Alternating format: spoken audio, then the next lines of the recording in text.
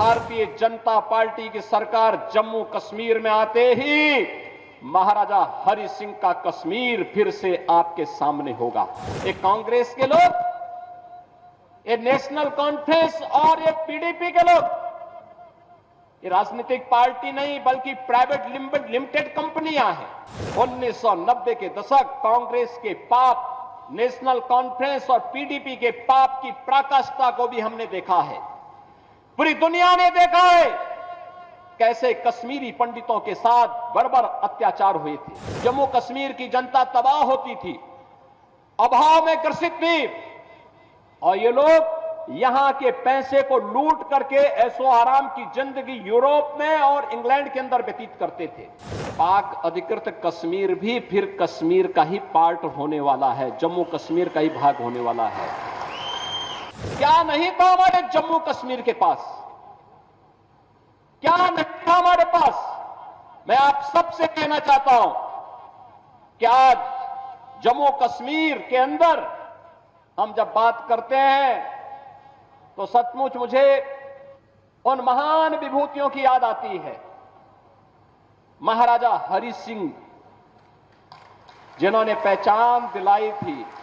महाराजा हरि सिंह का शासन केवल यहीं तक नहीं था, और याद करिए भारतीय जनता पार्टी की सरकार जम्मू कश्मीर में आते ही महाराजा हरि सिंह का कश्मीर फिर से आपके सामने होगा। काबुल तक का शासन महाराजा हरि सिंह के पास था। तिब्बत में डोगरा सेना रहा करती थी।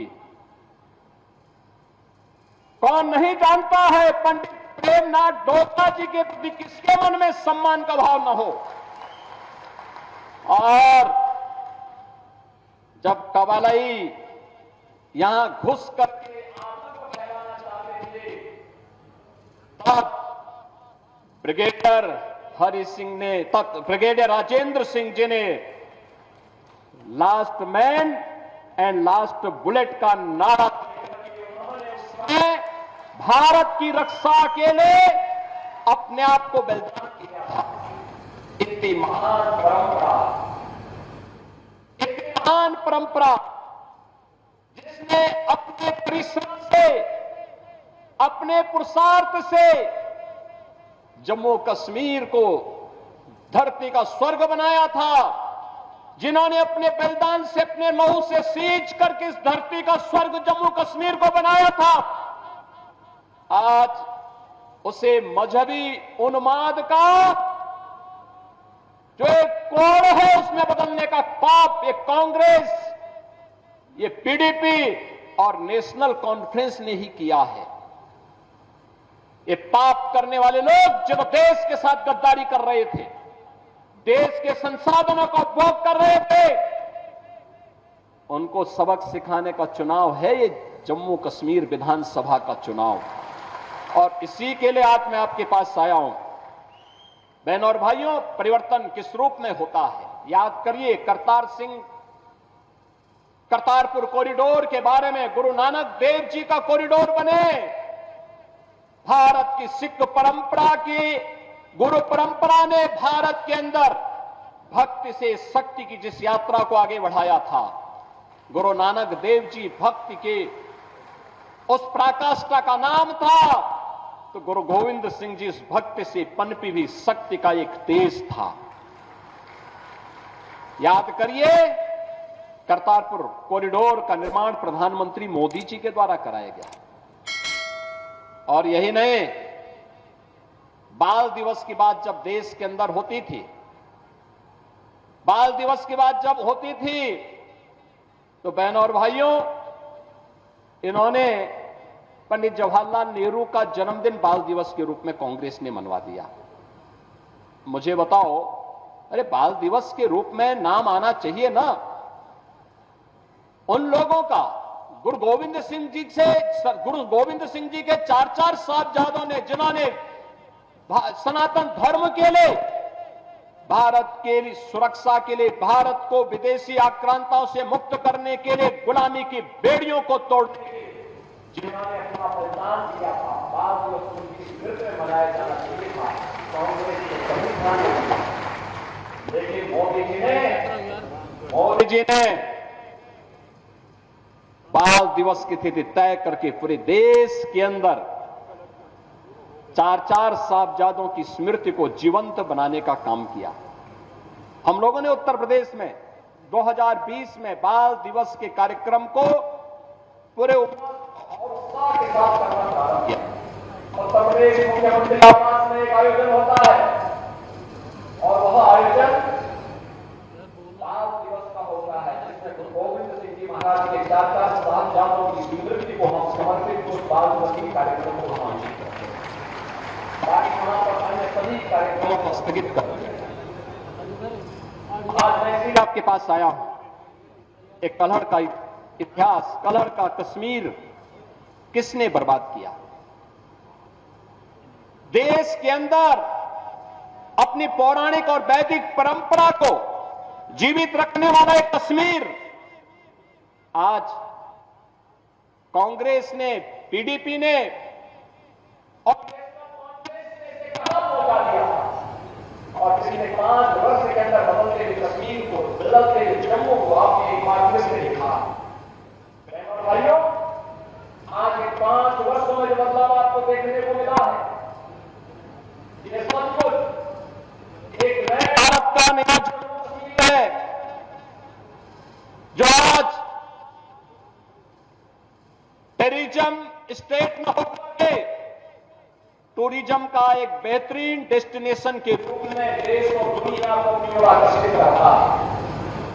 याद करें, उनके समय में भारत के आन बान और शान के तिरंगा को फहराने के लिए गुहार लगानी पड़ती थी कांग्रेस के समय में या पीडीपी या फिर नेशनल कॉन्फ्रेंस के समय में। लेकिन आज जम्मू कश्मीर के अंदर G20 के समिट होते हैं, दुनिया आकर के देखती है जम्मू कश्मीर के अंदर की टूरिज्म के डेस्टिनेशन के साथ साथ एक अंतर्राष्ट्रीय स्तर का समिट यहां पर पूरी दुनिया को अपनी ओर आकर्षित करता है। बहनों और भाइयों, एक लंबी परंपरा अमरनाथ की यात्रा इस बार हम देख रहे थे।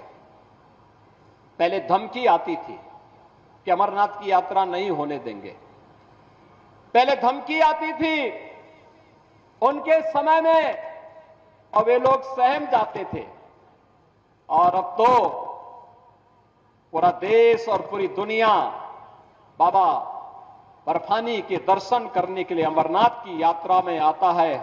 धूम धड़ाके के साथ आता है, धूम धड़ाके के साथ जम्मू कश्मीर की सुगंध को लेकर के पूरी दुनिया के अंदर पहुंचाने का काम करता है। माता वैष्णो देवी का दर्शन करने के लिए पूरा भारत आता है, पूरी दुनिया के सनातन हिंदू धर्मावलंबी आते हैं, पूरी श्रद्धा भाव के साथ यहां आते हैं। ये कांग्रेस के लोग, ये नेशनल कॉन्फ्रेंस और ये पीडीपी के लोग, ये राजनीतिक पार्टी नहीं बल्कि प्राइवेट लिमिटेड कंपनियां हैं। प्राइवेट लिमिटेड कंपनियां निवेश करें और उसके माध्यम से उद्योग धंधे चलाएं तो ठीक बात है, लेकिन राजनीति में प्राइवेट लिमिटेड कंपनियां बंद होनी चाहिए, क्योंकि ये राजसत्ता को अपनी बपौती मान करके आम जनता का शोषण करते हैं। और यही तो कार्य तीनों दल जम्मू कश्मीर के अंदर करते रहे।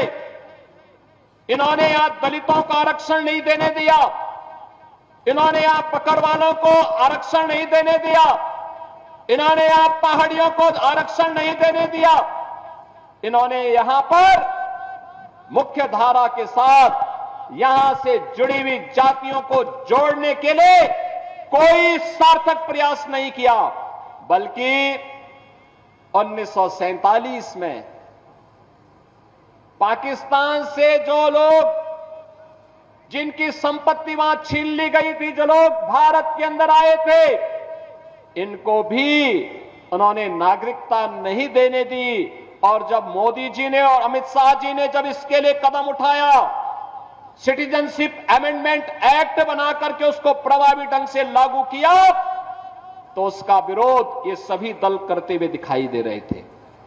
बहनों और भाइयों, 1990 के दशक कांग्रेस के पाप, नेशनल कॉन्फ्रेंस और पीडीपी के पाप की पराकाष्ठा को भी हमने देखा है, पूरी दुनिया ने देखा है। कैसे कश्मीरी पंडितों के साथ बर्बर अत्याचार हुए थे। मानवता का इतना बीभत्स पाप उस समय हुआ था, उनके प्रति सहानुभूति व्यक्त करने की बजाय उन दहशतगर्दियों के साथ ये सभी दल खड़े हुए थे। केवल भारतीय जनता पार्टी उस समय उन पीड़ित कश्मीरी पंडितों के साथ खड़ी थी। और मैं आज फिर आपसे कहने के लिए आया हूं, भारतीय जनता पार्टी समाधान का नाम है।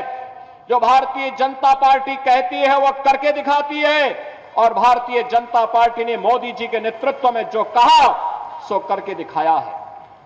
आज जम्मू कश्मीर में टूरिज्म का बेहतरीन डेस्टिनेशन है, आज बेहतरीन कनेक्टिविटी है, आज यहां पे वर्ल्ड क्लास इंस्टीट्यूशन स्थापित हो रहे हैं। कहीं एम्स है, कहीं आईआईटी है, कहीं आईआईएम है, कहीं सेंट्रल यूनिवर्सिटी है, और यहां पे इन्वेस्टमेंट के लिए भी एक नई धरातल के रूप में, एक नई धरती के रूप में जम्मू कश्मीर यहां के रोजगार के साथ, स्वतः रोजगार के साथ जोड़ते हुए अब तो बिना भेदभाव के शासन की योजना का लाभ भी जम्मू कश्मीर के अंदर मिल रहा है।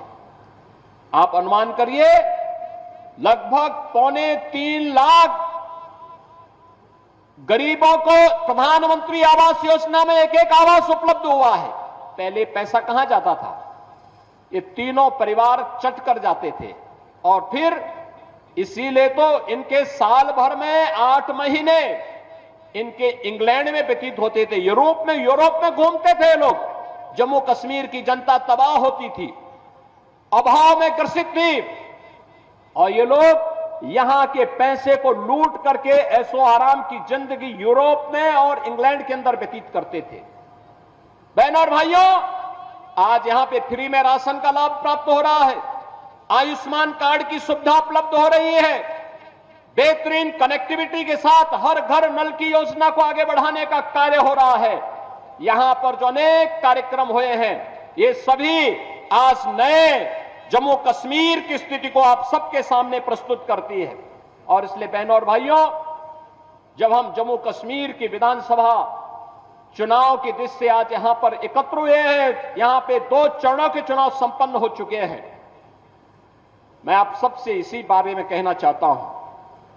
याद रखना, जम्मू कश्मीर यहां पर चुनाव के माध्यम से दुनिया के अंदर जो संदेश गया है,